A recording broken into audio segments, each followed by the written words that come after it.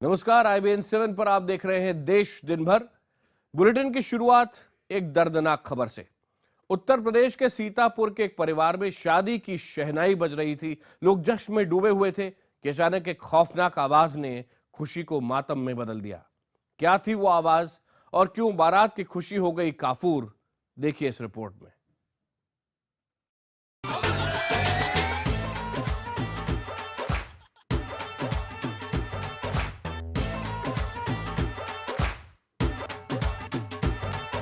बुधवार शाम सीतापुर का प्रेम नगर इलाका कुछ इसी तरह से जश्न में डूबा था। सेहरा बांधे घोड़े पर बैठे अमित रस्तोगी की जिंदगी का ये सबसे खूबसूरत पल था।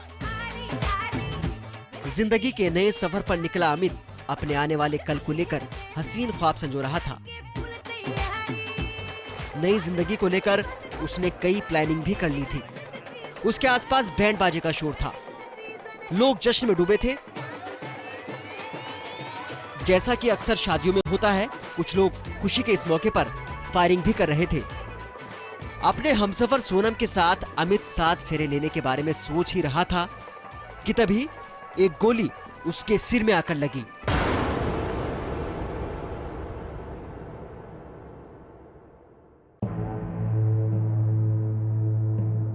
आसपास मौजूद लोग कुछ समझ पाते इससे पहले ही अमित घोड़ी से गिर पड़ा। गोली लगने के बाद अमित को आनन फानन में अस्पताल ले जाया गया, लेकिन उसे बचाया नहीं जा सका। घोड़ी पर बैठा था दूल्हा, किसी ने फायर की, उसके सर में गोली लगी, वो गिर गया वहीं पे। तुरंत भगदड़ मच गई। घटना हम लोग यहाँ गेस्ट हाउस पे थे, से तुरंत भागे तो वहाँ और लोग थे, उन्होंने बताया ये बात, फिर तुरंत डिस्ट्रिक्ट हॉस्पिटल ले गए। कुछ घंटे पहले जहाँ शादी की शहनाई बज रही थी, वहाँ अब मातम पसरा था। पहले जहां बैंड बाजे का शोर था, वहां अब कोहराम मचा था। परिजन सदमे में हैं कि जिस बेटे की बारात निकली थी, अब उसकी अर्थी को कंधा देना है। पुलिस घटनास्थल पर मौजूद लोगों के बयान दर्ज कर तफ्तीश कर रही है। हालांकि फायरिंग करने वाले शख्स की अभी तक पहचान नहीं हो सकी है। बता रहे हैं कि हेड में लगी है, दूल्हे को लगी, अमित रस्तोगी नाम है। और जब बारात में हुई है हर्ष फायरिंग, जब वो बारात में लोग नाच गा रहे थे, अभी उसको देखा जा रहा है, उसकी क्लिप देखी जा रही, किस व्यक्ति ने फायर किया है। उधर पुलिस अब तक इस बात की भी जांच कर रही है कि कहीं शादी समारोह में फायरिंग की आड़ में युवक की हत्या तो नहीं की गई। Bureau report, IBN 7। अगली खबर देशद्रोहियों और देशभक्तों को लेकर बढ़ते गदर से जुड़ी है। देश के अलग अलग शहरों में जहां कन्हैया की गिरफ्तारी के खिलाफ प्रदर्शन हुए, वहीं देशद्रोहियों को कड़ी सजा की मांग लेकर भी कई प्रदर्शन हुए। इस तमाम गहमा गहमी के बीच बड़ा सवाल यह है कि आखिर ये लड़ाई वाकई देशभक्त बनाम देशद्रोहियों की है या फिर सिर्फ सियासत के लिए इस मामले को बराबर हवा दी जा रही है।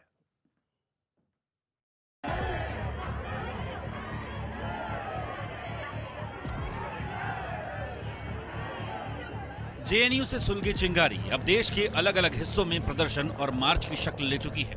देश के कई शहरों में JNU छात्र संघ अध्यक्ष कन्हैया की गिरफ्तारी के खिलाफ और गिरफ्तारी को जायज ठहराते हुए प्रदर्शन हुए। छात्र और अलग अलग संगठनों के लोग सड़कों पर उतरे।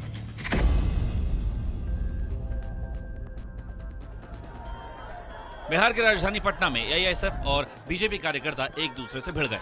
यहाँ AISF के छात्र कन्हैया की गिरफ्तारी के खिलाफ BJP दफ्तर के बाहर जमा हुए थे।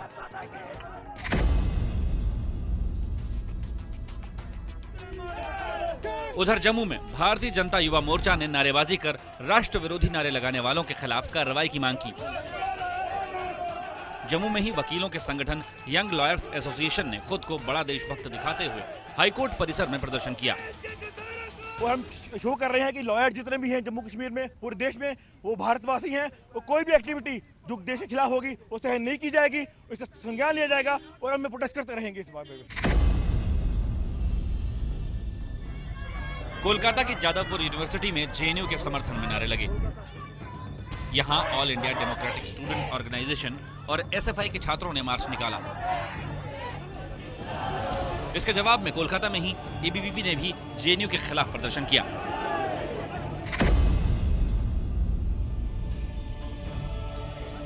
वहीं चेन्नई में भी कन्हैया की गिरफ्तारी के खिलाफ और वकीलों की कथित गुंडागर्दी के विरोध में लोक गायक कोवन की अगुवाई में प्रदर्शन किया गया। इस दौरान पुलिस ने प्रदर्शनकारियों को हिरासत में भी लिया।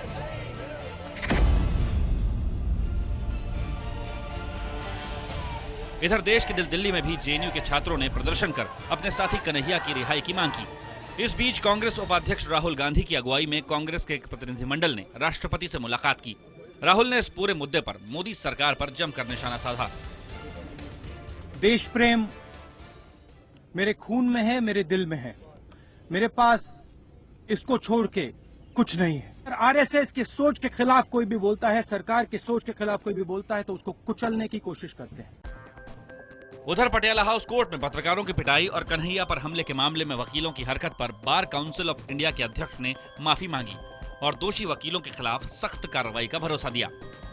पूरे देश का वकील समुदाय इसके लिए शर्मिंदा है और मैं पूरे देश के लीगल फ्रेटर्निटी के बिहाफ पे मीडिया पीपुल से, पत्रकारों से इसके लिए माफ़ी मांगता हूं।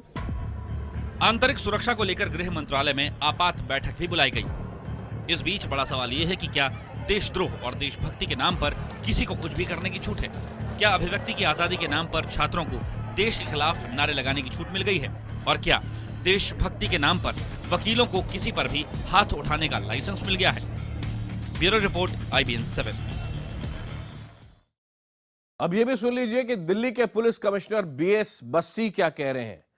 दिल्ली के पुलिस कमिश्नर का मानना है कि पटियाला हाउस कोर्ट में दिल्ली पुलिस मूक दर्शक बनी हुई नहीं थी। ऐसे सारे आरोप गलत हैं और समय रहते पुलिस ने कार्रवाई की।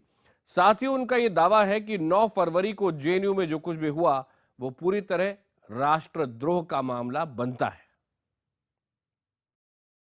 आपके मुताबिक ये पूरा जो मसला जवाहरलाल नेहरू विश्वविद्यालय का है, जहां पर कन्हैया कुमार के खिलाफ देशद्रोह का जो मुकदमा, जो सेडिशन का जो मुकदमा चलाया जा रहा है, ये आपके मुताबिक सर केस क्या है?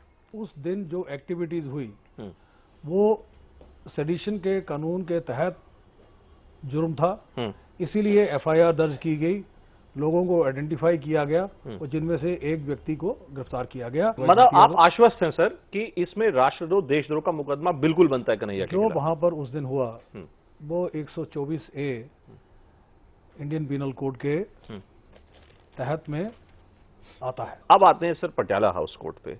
क्या ये आपकी फोर्स के ऊपर एक बहुत बड़ा लांछन नहीं है सर? क्या देखिए, पटियाला हाउस जो है कोर्ट का जो इंसिडेंट है, इसको भी 9 तारीख के इंसिडेंट के मद्देनजर ही आपको देखना पड़ेगा। तो हमने वहां पर मुनासिब इंतजाम लगाया था। मैं खुद था पटियाला हाउस कोर्ट में 17 तारीख को। ये 3 वकील हैं जो कि लगातार ऊटपटांग बातें कर रहे हैं, धमकी लोगों को दे रहे हैं, मारपीट कर रहे हैं, और आपकी पुलिस फोर्स इन लोगों को तो पकड़ती नहीं। आप जाके जवाहरलाल नेहरू यूनिवर्सिटी के बच्चों को तो बहुत जल्दी पकड़ लाए, इनको क्यों नहीं पकड़ रहे? मैं आपको बताना चाहूंगा कि पहले तो देखिए, ये कहना कि पुलिस मूक दर्शक बनी रही, नहीं।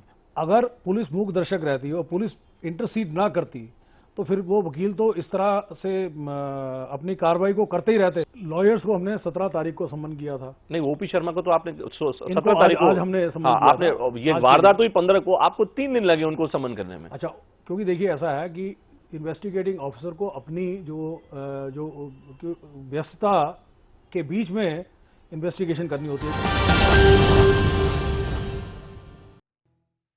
देश दिन भर में एक बार फिर आपका स्वागत है। मैं हूं आकाश सोनी। बीजेपी सांसद गोपाल शेट्टी ने किसानों की खुदकुशी को लेकर शर्मनाक बयान दिया है। उन्होंने किसानों की आत्महत्या को फैशन करार दिया। ये टिप्पणी ऐसे समय पर आई जब कृषि संकट से जूझ रहे महाराष्ट्र में इस साल जनवरी से लेकर अभी तक कम से कम 125 किसान आत्महत्या कर चुके हैं।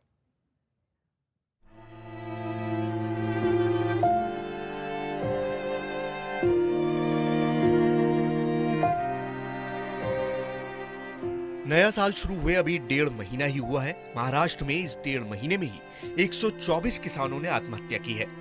फडणवीस सरकार ने बाकायदा बॉम्बे हाई कोर्ट में हलफनामा देकर ये सच्चाई कबूल की है, लेकिन उत्तर मुंबई का प्रतिनिधित्व करने वाली पार्टी के सांसद गोपाल शेट्टी किसानों की खुदकुशी महज फैशन भर लगती है। सांसद गोपाल शेट्टी के मुताबिक किसान मुआवजा लेने के लिए मौत को गले लगा रहे हैं। सांसद महोदय का असंवेदनशील और बेशर्म बयान सुनिए। सभी जो आत्महत्याएं होती है वो बेरोजगारी के वजह से या तो भूखमरी के वजह से ही होता है, ऐसा भी नहीं है। एक फैशन चल रहा है, एक ट्रेंड चल रहा है। महाराष्ट्र सरकार अगर 5 लाख दे रही तो दूसरा एक सरकार बाजू के लोग 7 लाख दे रहे, कोई 8 लाख दे रहे। कंपटीशन इन दिनों में हो रहा है। सही सुना आपने, बीजेपी के इन सांसदों के लिए किसानों की आत्महत्या एक फैशन पर है। सांसद महोदय यही नहीं रुके। इनके मुताबिक खुदकुशी करने वाले किसानों में मुआवजा लेने की होड़ लगी है और मुआवजा देने की होड़ राज्य सरकारों में लगी है। किसानों को लेकर इस तरह का असंवेदनशील बयान देने वाले सांसद महोदय के लिए ये जानना जरूरी है कि 2 दिन पहले ही बॉम्बे हाई कोर्ट में सरकार ने माना कि कम बारिश के कारण फसल बर्बाद होने, पीने के लिए और फसलों के लिए पानी की कम आपूर्ति, कर्ज चुकाने में असमर्थता और बैंकों और साहूकारों की ओर से डाले जाने वाले दबाव की वजह से किसान आत्महत्या के लिए मजबूर हो रहे हैं। किसानों की बदहाली और बदकिस्मती पर मरहम लगाने की बजाय उनके जख्मों पर नमक छिड़कने वाले गोपाल शेट्टी के इस बयान की चारों तरफ आलोचना हो रही है। मरना कभी किसी का शौक नहीं होता है। ये सच है कि देश में समस्याएं हैं, करोड़ों हाथों को काम नहीं है और किसानों की फसलों को भी पूरा दाम नहीं है। तो ऐसे में जो प्रश्न है उनका हमें प्रामाणिकता से समाधान तो करना ही पड़ेगा। इस तरह के बयान नहीं देने चाहिए। जहां आज हमको किसानों की आत्महत्या की बात करनी चाहिए तो उसका विश्लेषण करना चाहिए था कि क्या हमारी आर्थिक नीतियों की वजह से ऐसा हो रहा है, हम क्या डिस्कस कर रहे हैं। एक छद्म पेट्रियाटिज्म के इर्द गिर्द हमारी पूरी बातचीत हो रही है। इससे भी पता चलता है कि इस मुल्क की प्राथमिकताएं क्या बना के रख दी गई।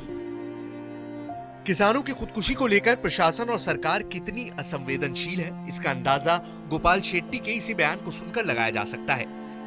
बता दें कि पिछले 4 साल में सूखे की मार झेल रहे महाराष्ट्र में फसलें बर्बाद होने और कर्ज न लौटा पाने की वजह से किसान मजबूरन मौत को गले लगा रहे हैं। महाराष्ट्र में किसानों की खुदकुशी की स्थिति कितनी डरावनी है, इसका अंदाजा सरकारी आंकड़ों से लगाया जा सकता है। 2009 में 1600, 2010 में 1740, 2011 में 1495, 2012 में 1467, 2013 में 1298, 2014 में 1949, 2015 में 2016 और इस साल अब तक कुल 124 किसान खुदकुशी कर चुके हैं। किसानों की खुदकुशी पर दिए असंवेदनशील बयान पर बवाल बढ़ने के बाद गोपाल शेट्टी दोबारा सामने आए।